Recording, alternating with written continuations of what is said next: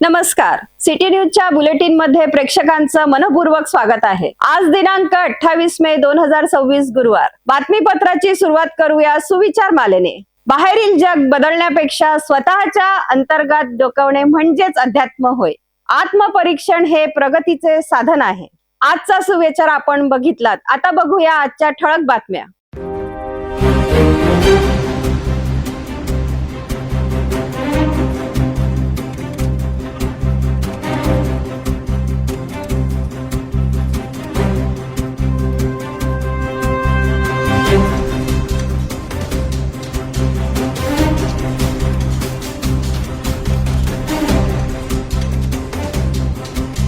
ठळक बातम्या बघितल्यात। आता घेऊया एक छोटासा ब्रेक। शादी और ब्याह की शुरुआत आराधना साड़ी के साथ। Aradhana wholesale shopping mall L2 Bijland complex Nandgaon Peth Amravati Jawahar road Amravati. Break नंतर बघूया सविस्तर बातम्या। अमरावती शहर कंटेनर मुक्त झाल्याचा दावा मनपाकडून करण्यात आला होता। महापौर श्रीचंद तेजवानी यांनीही संपूर्ण शहरातून कंटेनर हटवल्याचं सांगितलं होतं। मात्र साबनपुरा परिसरात पुन्हा कंटेनर ठेवण्यात आल्याने नवा वाद निर्माण झालाय आणि त्यातच बकरी ईदच्या दिवशी कंटेनर जवळ संशयास्पद प्रकार उघडकीस आल्याने पोलीस आणि मनपा प्रशासनात खळबळ उडाली आहे। अमरावती महानगरपालिकेने शहर कंटेनर मुक्त केल्याचा दावा केला होता। सोबतच शहरातील जुने कंटेनर कंपोस्ट डेपोमध्ये जमा करण्यात आल्याचं सांगण्यात आलं होतं, तर काही भागात कोणार्क इन्फ्रास्ट्रक्चर कंपनीकडून फायबर कंटेनर बसवण्यात आले। मात्र साबनपुरा परिसरात गेल्या 6 महिन्यांपासून कंटेनर नसताना अचानक नवीन कंटेनर ठेवण्यात आल्यानं संताप व्यक्त होत आहे। दरम्यान गुरुवारी बकरी ईदच्या दिवशी दुपारी साबनपुरा परिसरात मोठी हालचाल पाहायला मिळाली। DCP Shyam Ghuge, ACP Khatade, Kholapuri gate police ठाण्याचे ठाणेदार वडगावकर, सिटी कोतवालीचे ठाणेदार कोटनाके तसेच गुन्हे शाखेचे अधिकारी कर्मचारी घटनास्थळी दाखल झाले। मिळालेल्या माहितीनुसार कंटेनरमध्ये आणि परिसरात प्राण्यांचे अवशेष फेकण्यात आल्याची माहिती पोलिसांना मिळाली होती। त्यानंतर पोलिसांनी तातडीने घटनास्थळी धाव घेत पंचनामा केला, तसेच नमुने तपासणीसाठी प्रयोगशाळेत पाठवण्यात आले। मनपाचे पशुवैद्यकीय अधिकारी डॉक्टर सचिन बोंद्रे यांनी सांगितले की लॅब रिपोर्ट आल्यानंतर पुढील कारवाई केली जाईल। विशेष म्हणजे बकरी ईदच्या 1 दिवस आधी मुझफ्फरपुरा परिसरात कारवाई दरम्यान नियमांचं उल्लंघन केल्यास कठोर कायदेशीर कारवाईचा इशारा देण्यात आला होता। सध्या खोलापुरी गेट पोलीस ठाण्यात तक्रार दाखल करण्याची प्रक्रिया सुरू असून कोणार्क कंपनीच्या वाहनातून संबंधित कंटेनर कंपोस्ट डेपोमध्ये रवाना करण्यात आला। दरम्यान शहरात अनेक ठिकाणी कचऱ्याचे ढिगारे साचत असल्याने कोणार्क कंपनीच्या कामकाजावरही प्रश्नचिन्ह उपस्थित होत आहे। तर जवाहर गेट परिसरातील आरोग्य निरीक्षकाने कोणत्या उद्देशाने कंटेनर ठेवण्याचे आदेश दिले याची चौकशीही पोलीस करत आहे। शहर कंटेनर मुक्त झाल्याचे दावे एका बाजूला आणि दुसऱ्या बाजूला पुन्हा उभा राहिलेला हा नवा वाद। साबनपुरा प्रकरणामुळे मनपा प्रशासन, आरोग्य विभाग आणि कंत्राटदार कंपनी पुन्हा एकदा प्रश्नांच्या भोवऱ्यात सापडली आहे। आता लॅब रिपोर्टमध्ये नेमकं काय समोर येतं आणि या प्रकरणात कुणावर कारवाई होते याकडे संपूर्ण अमरावतीचं लक्ष लागलं आहे।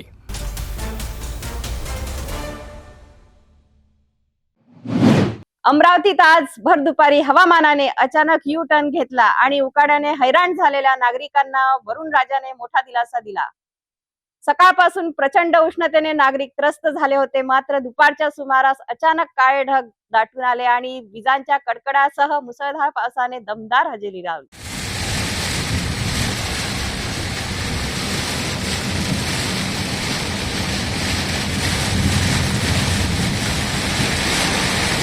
सकाळपासूनच अमरावतीत उन्हाचा तडाखा आणि असह्य उकाडा जाणवत होता। रस्त्यावर नागरिक त्रस्त झाले होते, तर उष्णतेमुळे वातावरण अक्षरशः तापले होते।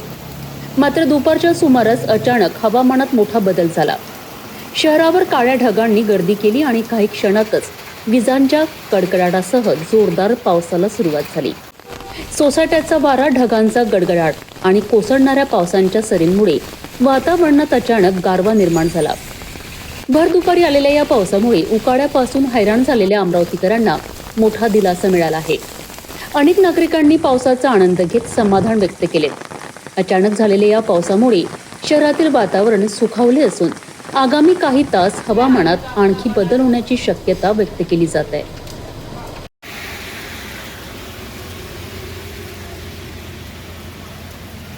अमरावतीत भर दुपारी झालेल्या या मुसळधार पावसामुळे उकाड्याने त्रस्त नागरिकांना मोठा दिलासा मिळाला आहे.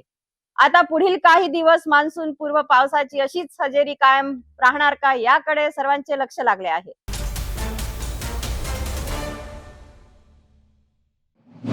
बकरी ईदच्या पार्श्वभूमीवर अमरावती शहरात अवैध गोवंश कत्तलीवर कारवाई करत तब्बल 240हून अधिक गोवंशाचे प्राण वाचवणाऱ्या अमरावती महानगरपालिकेचे पशुवैद्यकीय अधिकारी सचिन बोंद्रे यांचा भाजयुमोकडून भव्य सत्कार करण्यात आला. पाहूया विशेष रिपोर्ट.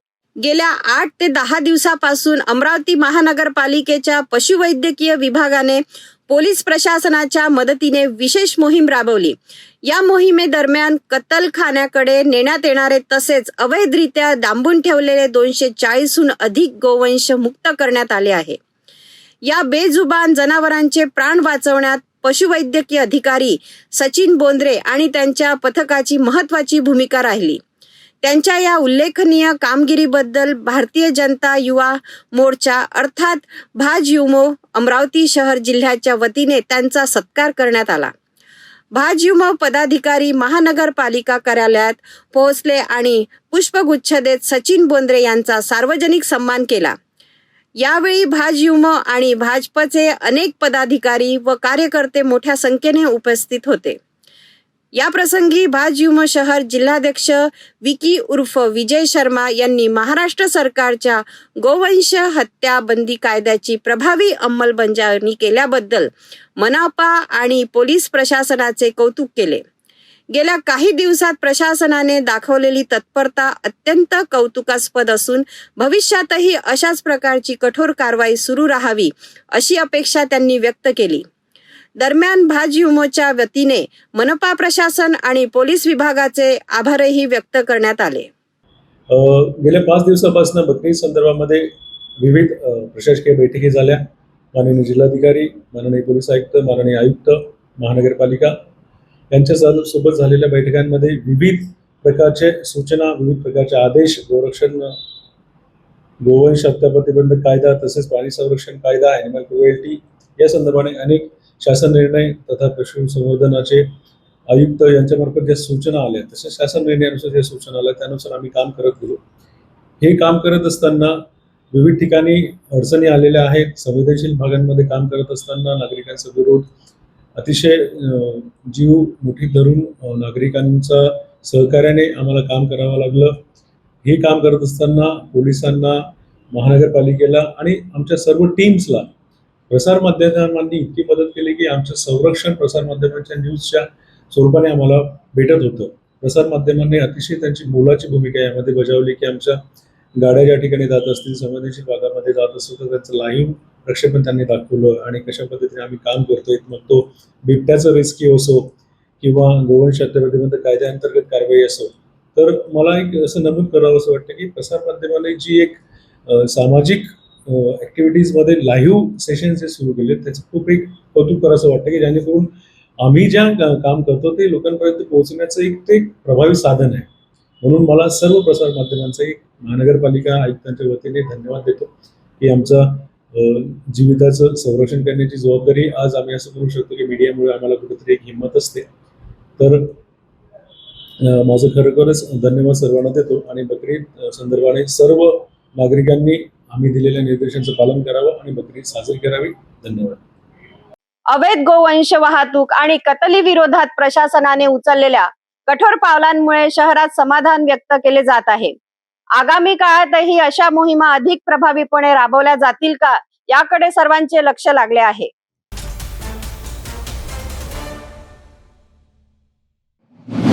धारणी मेळघाटामध्ये विकास कामाच्या नावाखाली सुरू आहे का मोठा भ्रष्टाचार? तीच कुले ठेकेदारामुळे आता मेळघाट हादरला आहे. शेकडो गावांमध्ये सुरू असलेल्या विकास कामाचा दर्जा अत्यंत निकृष्ट असल्याचे आरोप होत आहेत. मांडवा गावातील नाला खोलीकरण आणि बंधाऱ्यांच्या कामाने अनेक गंभीर प्रश्न निर्माण केले आहेत. नेमकं काय आहे हे संपूर्ण प्रकरण पाहूया विशेष रिपोर्ट मधून. धारणी तालुक्यातील अनेक गावांमध्ये विविध शासकीय निधीतून विकास कामे सुरू आहेत. आमदार निधी, जिल्हा परिषद, सिंचन विभाग, कृषी विभाग आणि पाणी पुरवठा योजनांच्या माध्यमातून कोट्यावधी रुपयांची कामे सुरू असल्याचा दावा प्रशासनाकडून केला जात आहे. मात्र प्रत्यक्षात परिस्थिती वेगळीच असल्याचे चित्र समोर येत आहे. मांडवा गावात करण्यात आलेल्या नाला खोलीकरण आणि रुंदीकरणाच्या कामात मोठ्या अनियमिततेचा आरोप ग्रामस्थांनी केलेला आहे. ठेकेदाराने आपल्या मर्जीप्रमाणे काम करत आवश्यक नसलेल्या ठिकाणी देखील खोलीकरण केल्याचा आरोप आहे. इतकेच नाही तर कोणत्याही तांत्रिक निकषाशिवाय एक नव्हे तर 2 बंधारे उभारण्यात आल्याचे समोर आले आहे. या बंधाऱ्यांचा दर्जा अत्यंत निकृष्ट असल्याचा आरोप स्थानिक नागरिकांनी केला असून फक्त बिल काढण्यासाठी हे काम करण्यात आल्याची चर्चा परिसरात सुरू आहे. विशेष म्हणजे हे काम कोणत्या योजनेतून आणि कोणत्या निधीतून सुरू आहे याबाबत स्पष्ट माहिती देखील उपलब्ध नसल्याने संशय अधिक गडद झाला आहे. संबंधित विभागाचे अधिकारी मात्र कागदोपत्री सर्व काही सुरळीत असल्याचे सांगत आहेत. मात्र प्रत्यक्ष वास्तव पाहता विकास कामाच्या नावाखाली निधी लाटण्याचा प्रकार सुरू असल्याचा आरोप आता जोर धरू लागला आहे. मेळघाटातील विकास कामांमध्ये सुरू असलेल्या कथित गैरप्रकारांमुळे अनेक प्रश्न उपस्थित होत आहे. निकृष्ट कामांना जबाबदार कोण? शासकीय निधीचा हिशोब कोण देणार? आणि या संपूर्ण प्रकरणाची चौकशी होणार का? हे पाहणे आता महत्त्वाचे ठरणार आहे.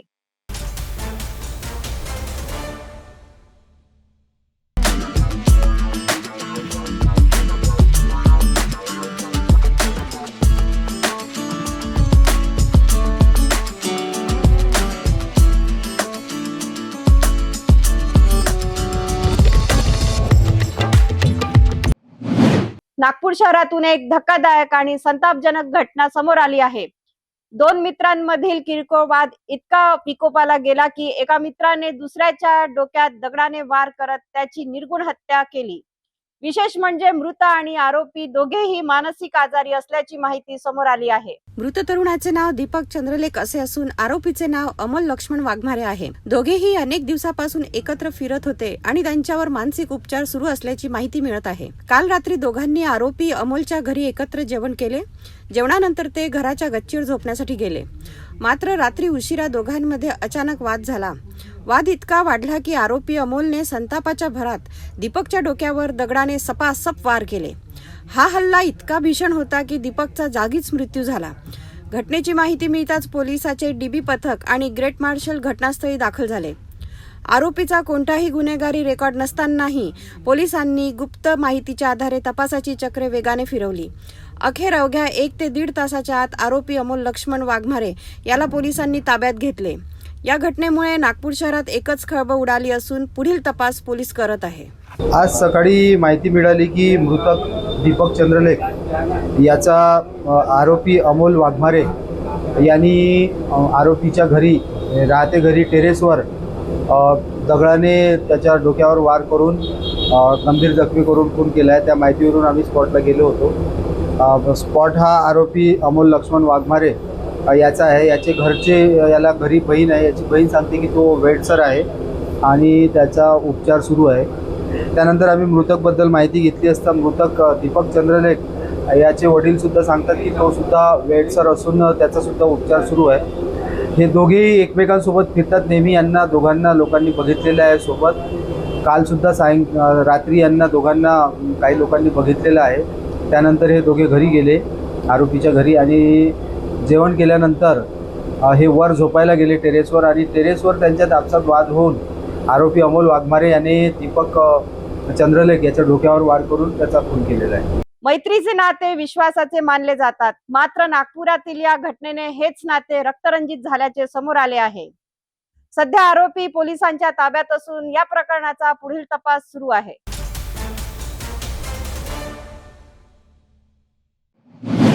नागपूरच्या उपराजधानीत भर दिवसा झालेल्या एका रक्तरंजित हल्ल्याने संपूर्ण शहर हादरलं आहे. जरीपटका परिसरात 2 कुटुंबातील जुन्या वादाने इतकं भीषण रूप घेतलं की लोखंडी रॉड, हातोडे आणि लाठ्याकाठ्यांनी सरेआम जीवघेणा हल्ला करण्यात आला. या हल्ल्यात एका महिलेच्या डोक्यावर गंभीर वार करण्यात आला असून त्या सध्या मृत्यूशी झुंज देत आहेत. धक्कादायक म्हणजे या घटनेचे व्हिडिओ आता सोशल मीडियावर प्रचंड व्हायरल होत असून पोलिसांच्या भूमिकेवरही गंभीर प्रश्न उपस्थित केले जात आहेत. नागपूरच्या जरीपटका परिसरातील हा थरारक प्रकार भर दिवसा घडला. जुन्या वादातून साधवानी कुटुंबाने दामवानी कुटुंबावर अचानक हल्ला चढवल्याचा आरोप आहे. लोखंडी रॉड, घन आणि लाठ्याकाठ्यांनी करण्यात आलेल्या या हल्ल्यात परिसरात एकच गोंधळ उडाला. हल्ल्यादरम्यान एका महिलेच्या डोक्यावर जोरदार वार करण्यात आला. गंभीर जखमी अवस्थेत त्यांना तातडीने रुग्णालयात दाखल करण्यात आले असून त्यांची प्रकृती चिंताजनक असल्याची माहिती समोर येत आहे. दरम्यान या संपूर्ण घटनेचे व्हिडिओ आणि फोटो सोशल मीडियावर मोठ्या प्रमाणात व्हायरल झाले आहेत. भर चौकात घडलेल्या या प्रकारामुळे नागरिकांमध्ये भीतीचे वातावरण निर्माण झालेले आहे. पीडित कुटुंबाने जरीपटका पोलिसांवर गंभीर आरोप करत आरोपींना अद्याप अटक करण्यात आलेली नसल्याचा दावा केला. मुख्य आरोपी अजूनही मोकाट फिरत असल्यामुळे कुटुंब दहशतीखाली असल्याचे सांगण्यात येत आहे. या प्रकरणी जरीपटका पोलीस ठाण्याचे वरिष्ठ पोलीस निरीक्षक अनिल ताकसांडे यांनी दोन्ही कुटुंबाविरोधात क्रॉस FIR दाखल करण्यात आल्याची माहिती दिली आहे. तसेच आरोपींना लवकरच अटक करण्यात येणार असल्याचे आश्वासनही त्यांनी दिले आहे. साधवानी आणि भिराणी कुटुंबियांमध्ये त्यांचंच घर घेण्याच्या कारणावरून वाद होत होता. त्याच्यावरून त्यांच्या दोन्ही कुटुंबियांमध्ये झगडा झाला. त्यांचीच मुलं, पत्नी, यांचे भाऊ वगैरे सगळं एकत्रित त्यांनी वाद केला. त्या वादामध्ये त्यांनी काठ्यांनी वगैरे, दंड्यांनी वगैरे एकमेकाच्या डोक्यावर मारहाण केली. त्या अनुषंगाने दोन्ही पार्टीवर 343/26 व 344/26 अशी दोन्ही गुन्हे दाखल आहे. 118(2) प्रमाणे यांच्यावर गुन्हा दाखल आहे साधवानी कुटुंबावर आणि अटेम्प्ट टू मर्डर सारखा गुन्हासुद्धा आम्ही भिराणी यांच्या कंप्लेंटवर साधवानीच्या विरुद्ध दाखल केलेला आहे. दोन्ही आरोपी सध्या ज्या ठिकाणी आहे नाहीत, फरार आहेत. त्यातले काही आरोपी अँटिसिपेटेड बेलला गेलेले आहेत. आरोपींचा शोध चालू आहे. अटक करून पुढील कारवाई करण्याची तजवीज ठेवली आहे. पोलिसांनी परिपूर्ण कारवाई केलेली आहे. आरोपींचा शोध चालू आहे. नागपूर सारख्या मोठ्या शहरात भर दिवसा घडलेला हा रक्तरंजित प्रकार कायदा आणि सुव्यवस्थेवर गंभीर प्रश्न निर्माण करत आहे. आता या प्रकरणात पोलिसांची पुढची कारवाई काय होते आणि आरोपींना नेमकं कधी अटक होते याकडे संपूर्ण शहराचं लक्ष लागलं आहे.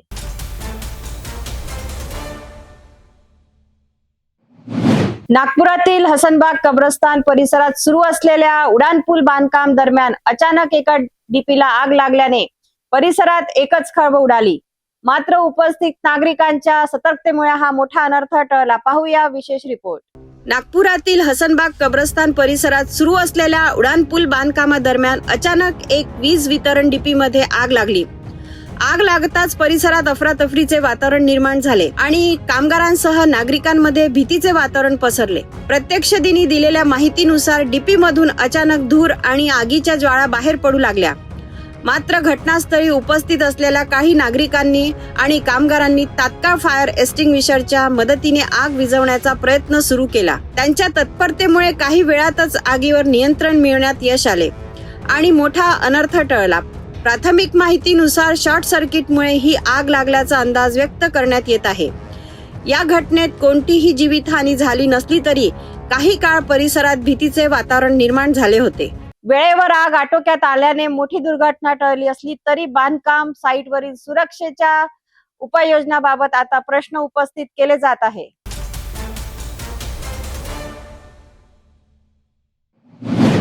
नागपूर शहरातील जुनी कामठी परिसरात दिवसाढवळ्या घडलेल्या धक्कादायक चोरीच्या घटनेने व्यापाऱ्यांमध्ये भीतीचे वातावरण निर्माण झाले आहे. बोलण्यात गुंतवून दुकानातून तब्बल 36,000 रुपयांची रोकड लंपास करण्यात आली असून अज्ञात आरोपी विरोधात गुन्हा दाखल करण्यात आला आहे. नागपूर शहरातील जुनी कामठी पोलीस ठाण्याच्या हद्दीत असलेल्या कसारोली परिसरात ही चोरीची घटना घडली. फिर्यादी अमित रामरतन पेगवार हे आपल्या दुकानात उपस्थित असताना एक अंदाजे 35 वर्षीय इसम दुकानात आला. निळ्या रंगाचा फुल शर्ट आणि निळी पॅन्ट परिधान केलेल्या इसमाने दुकान मालकाला बोलण्यात गुंतवून ठेवले. दरम्यान दुकानाबाहेर लाल रंगाची साडी नेसलेली अंदाजे 45 वर्षीय महिला संशयास्पदरित्या उभी होती. आरोपीने संधी साधत दुकानातील काउंटरमध्ये ठेवलेली तब्बल 36,000 रुपयांची रोकड नकळत चोरून नेली. काही वेळानंतर फिर्यादी यांनी काउंटर तपासला असता रोकड गायब असल्याचे लक्षात आले. त्यानंतर त्यांनी तात्काळ जुनी कामठी पोलीस ठाणे गाठून तक्रार दाखल केली. या प्रकरणी जुनी कामठी पोलिसांनी अज्ञात आरोपी विरोधात भारतीय न्याय संहितेच्या कलम 305 अंतर्गत गुन्हा दाखल केला असून पुढील तपास पोलीस उपनिरीक्षक मोजे साहेब करत आहेत. दिवसाढवळ्या घडलेल्या या चोरीमुळे व्यापाऱ्यांमध्ये मोठी खळबळ उडाली असून परिसरातील सीसीटीव्ही फुटेजच्या आधारे आरोपींचा शोध सुरू करण्यात आला आहे. नागपूर शहरात वाढत्या चोरीच्या घटनांमुळे व्यापाऱ्यांमध्ये भीतीचे वातावरण निर्माण झाले आहे. आता पोलीस आरोपी पर्यंत किती लवकर पोहोचतात याकडे सर्वांचे लक्ष लागले आहे.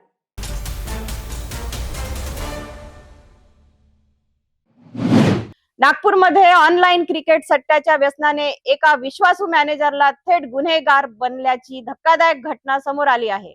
आपल्या मालकाच्याच खात्यातून तब्बल 2 कोटी रुपये लाटत सट्ट्यात उडवल्याचा आरोप या मॅनेजरवर आहे. फेक UPI ID, बनावट चेक आणि खोट्या स्वाक्षऱ्यांच्या आधारे हा काळा खेळ सुरू झाला होता.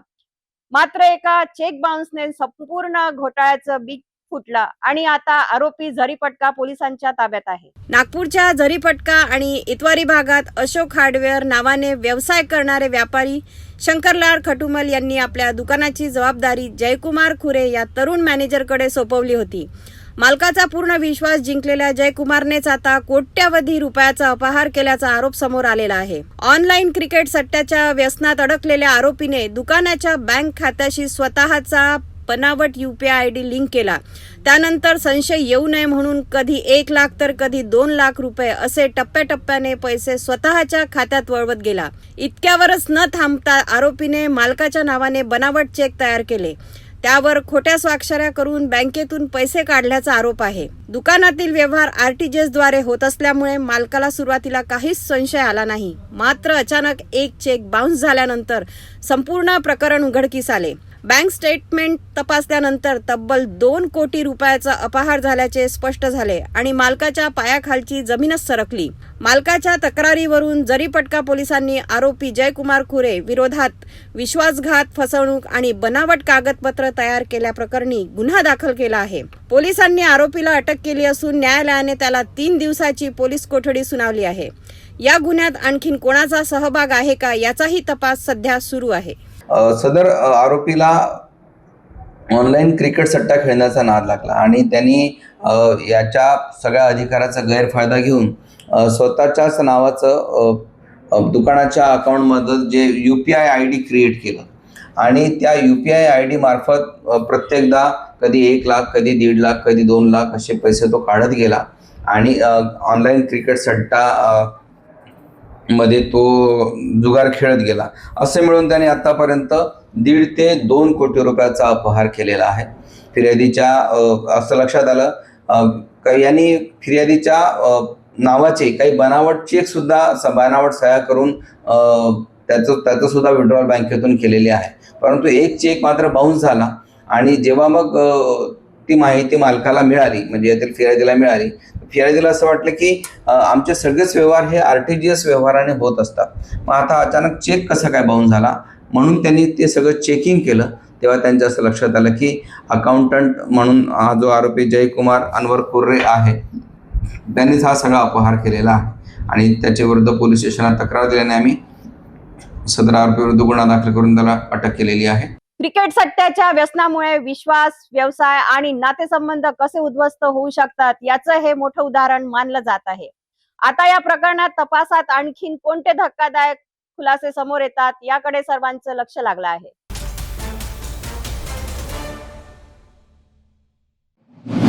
नागपूर जबलपूर राष्ट्रीय महामार्गावर आज दुपारी झालेल्या भीषण अपघाताने परिसर हादरून गेला आहे.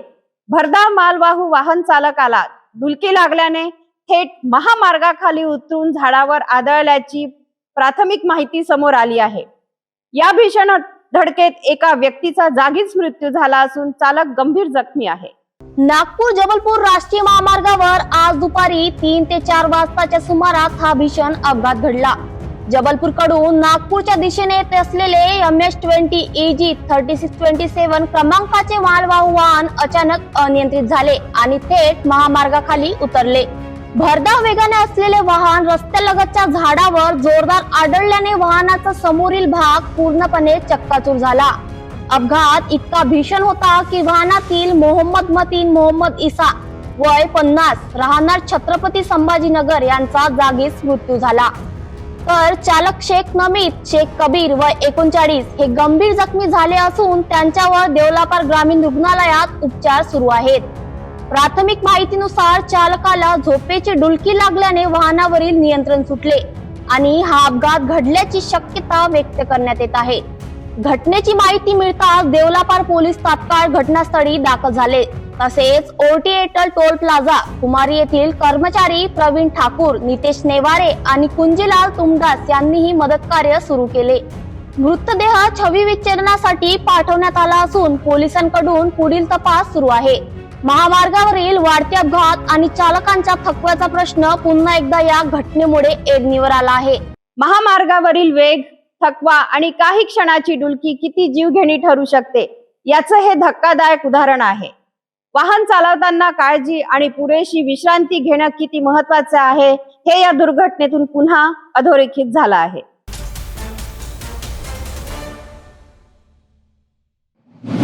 यवतमाळ जिल्ह्यात सध्या डिझेल टंचाईच्या चर्चामुळे नागरिक आणि शेतकऱ्यांमध्ये चिंता वाढलेली असताना जिल्हाधिकारी विकास मीना यांनी शहरातील प्रमुख पेट्रोल पंपावर अचानक भेट देत परिस्थितीचा आढावा घेतला. दारवा नाका परिसरातील जयस्वाल पेट्रोल पंप तसेच पांढरकवडा रोडवरील धनगंगा पेट्रोल पंप येथे जिल्हाधिकाऱ्यांनी प्रत्यक्ष पाहणी केली. यावेळी त्यांनी पेट्रोल पंपावरील इंधन साठा, वितरण व्यवस्था, नोंदवही, पुरवठ्याशी संबंधित कागदपत्रे आणि CCTV यंत्रणेची तपासणी केली. खरीप हंगामाच्या तोंडावर शेतकऱ्यांना मोठ्या प्रमाणात डिझेलची गरज भासणार असल्याने त्यांना कोणतीही गैरसोय होऊ नये असे स्पष्ट निर्देश जिल्हाधिकाऱ्यांनी पेट्रोल पंप चालकांना दिले. इंधन वितरण प्रक्रियेत पूर्ण पारदर्शकता ठेवावी, अनावश्यक गर्दी टाळण्यासाठी स्वतंत्र नियोजन करावे आणि इंधन साठ्याची अद्ययावत माहिती दर्शनी भागात स्पष्टपणे लावावी अशाही सूचना प्रशासनाकडून करण्यात आल्या. CCTV फुटेज सुरक्षित ठेवण्याचे आदेश देत कृत्रिम टंचाई किंवा कोणताही गैरव्यवहार खपवून घेतला जाणार नाही असा स्पष्ट इशाराही जिल्हाधिकाऱ्यांनी दिला. जिल्हाधिकाऱ्यांच्या या अचानक पाहणीमुळे पेट्रोल पंप चालकांमध्ये एकच खळबळ उडाली असून जिल्हा प्रशासन इंधन पुरवठ्याबाबत गंभीर असल्याची चर्चा शहरात रंगली आहे. यावेळी जिल्हा पुरवठा अधिकारी संकपाल मेश्राम तसेच संबंधित पेट्रोल पंप चालक उपस्थित होते.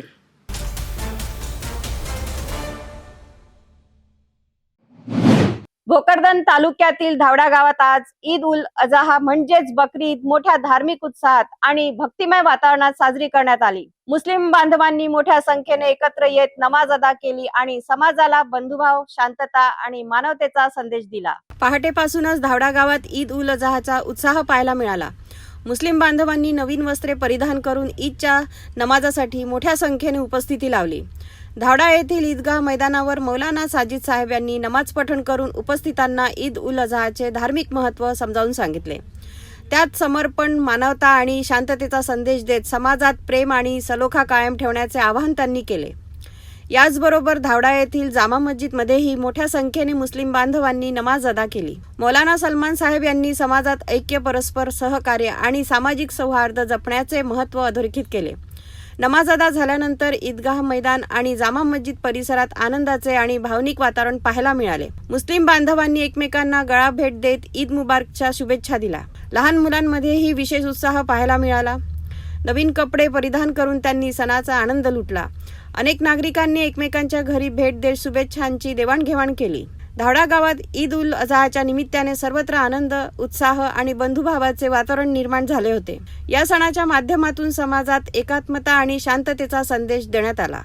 धावडा गावात साजऱ्या झालेल्या ईद उल अजहा सणाने पुन्हा एकदा समाजात ऐक्य, बंधुभाव आणि शांततेचा संदेश दिला आहे. सर्व धर्मीय नागरिकांनीही मुस्लिम बांधवांना शुभेच्छा देत सामाजिक सलोख्याचे दर्शन घडवले.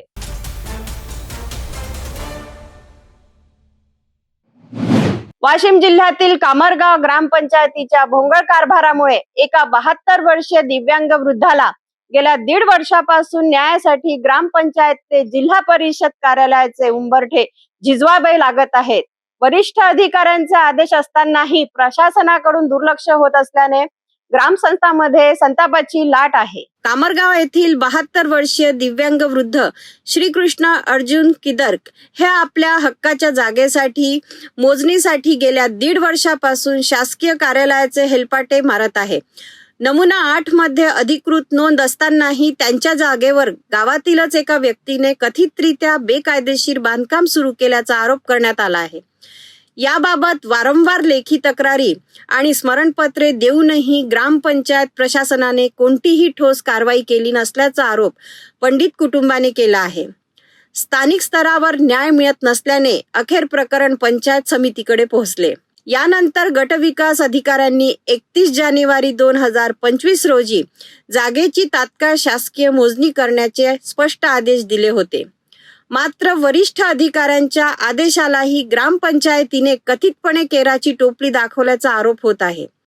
पंडित वृद्ध आदेशाची प्रत घेऊन ग्रामपंचायत कार्यालयात गेले असता त्यांना आम्ही मोजणी देणार नाही, न्यायालयात जा, आम्ही मोजणी देणार नाही, न्यायालयात जा असे उत्तर देण्यात आल्याचा दावा करण्यात आला आहे. या संपूर्ण प्रकरणामुळे ग्रामपंचायत प्रशासनाच्या कार्यपद्धतीवर प्रश्नचिन्ह निर्माण झाले आहे. दरम्यान गावातील नागरिकांनीही ग्रामपंचायती विरोधात विविध तक्रारी केल्या असून प्रशासन मात्र कारवाई करत नसल्याने संताप व्यक्त केला जात आहे. अखेर पंडित वृद्धाने जिल्हा परिषद वाशिमचे मुख्य अधिकारी यांच्याकडे लेखी तक्रार दाखल केली आहे. न्याय न मिळाल्यास ग्रामस्थांसह तीव्र आंदोलन छेडण्याचा इशाराही देण्यात आला आहे. आज 17 महिने झाले. आपण ज्या जागेचं जेवढं टॅक्स भरून राहिलो तेवढी जागा मी साहेबांना विनंती केली की बा तेवढी जागा मला मोजून देण्यात आहे. पण साहेबांचं म्हणणं कसं आलं माहित आहे, आज येतो, उद्या येतो, परवा येतो, असं करता करता आज 17 महिने पूर्ण होऊन गेले. काल आम्ही आल्यानंतर आम्हाला म्हणते की बस 5-5:30 वाजता येतो. पण साहेब इथून 3:30 पावणे 4 निघून गेले. बरं, निघून गेले तर गेले. त्यावेळेस त्याच्या अगोदर ज्यावेळेस बोललो त्यावेळेस मला म्हणतात की बा त्या जागेतली कमी करून देऊ शकतो. मग ज्या ते कमी करून देऊ शकतात तर हे मोजून का नाही देऊ शकत बा? आजची एकच वेळ नाही बाबा, कितीतरीदा येऊन गेले. मी गावात नाही नसतो, कमीत कमी असतो, कितीतरीदा येऊन गेले. आणि एकदा तर असे बोलले की हे भूक नाही आलं बा डोकं काम नाही सांगा. आता हे असं बोलणं शोभते का? एवढे मोठे अधिकारी माणसं काम तर करून नाही राहिले, हे बोलून नाही असे बोलते. बोली भाषा व्यवस्थित नाही. मी बीडीओ साहेब या ग्रामपंचायतला 3 दिले, सीओ साहेबाला दिले. बीडीओ साहेबाचं ग्रामपंचायतला लेटर आहे आणि सचिव साहेब म्हणत होते की तुम्ही कोर्टात जा. त्याच्यानंतर हे सगळे आहेत, हे सीओ साहेबाला दिलेलं आहे. हा, अजून त्याच्यानंतर वकिलामार्फत नोटीसही पाठवली. जसे म्हटलं होते मी दप्तर घेऊन कोर्टात येतो बा, पण तिथं पुन्हा आले नाही. मग आता सांगा आम्ही गरीब जनतेनं काय करावं? आमची एवढी परिस्थिती तर नाही आहे कोर्टातनी भांडाजोगती. आता शेवटी एक विचार आहे, उपोषणाला बसायला. बस आता शेवटी इलाज नाही. एका दिव्यांग वृद्धाला आपल्या हक्कासाठी 1.5 वर्षापासून संघर्ष करावा लागत असल्याचा आरोप होत असल्याने आता जिल्हा प्रशासन या प्रकरणात काय भूमिका घेते आणि संबंधितावर कारवाई होते का, याकडे सर्वांचे लक्ष लागले आहे. जाता जाता पुन्हा एकदा आजच्या ठळक बातम्या.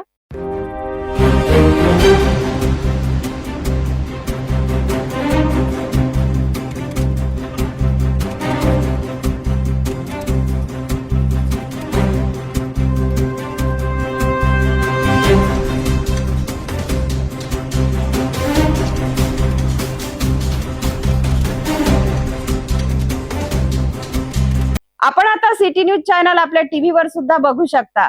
यामध्ये आता अमरावती जिल्ह्यानंतर विदर्भ आणि महाराष्ट्राचे दर्शक घर बसल्या आपल्या केबल टीव्हीवर सिटी न्यूजच्या बातम्या पाहू शकतील. लवकरच आम्ही आपल्यापर्यंत पोहोचणार आहोत. जर आपल्या टीव्हीवर सिटी न्यूज चॅनल दिसत नसेल तर आपण आपल्या केबल ऑपरेटरशी संपर्क साधावा. आपण सिटी न्यूज केबलच्या व्यतिरिक्त YouTube, फेसबुक, इंस्टाग्राम आणि ट्विटरवर सुद्धा बघू शकता. याकरिता सोशल मीडिया अकाउंट सबस्क्राईब करा, फॉलो करा, लाईक करा. YouTube अकाउंट सबस्क्राईब करण्याकरता सबस्क्राईब बटनला क्लिक करा आणि बेल आयकॉन दाबायला विसरू नका, कारण सर्वात आधी समाचार आपल्यापर्यंत पोहोचणार आहे. तसेच सिटी न्यूजचे फेसबुक पेज लाईक करा, इंस्टाग्राम आणि ट्विटर हँडल फॉलो करा. आपण व्हॉट्सअपवर सुद्धा सूचना देऊन न्यूज प्राप्त करू शकता.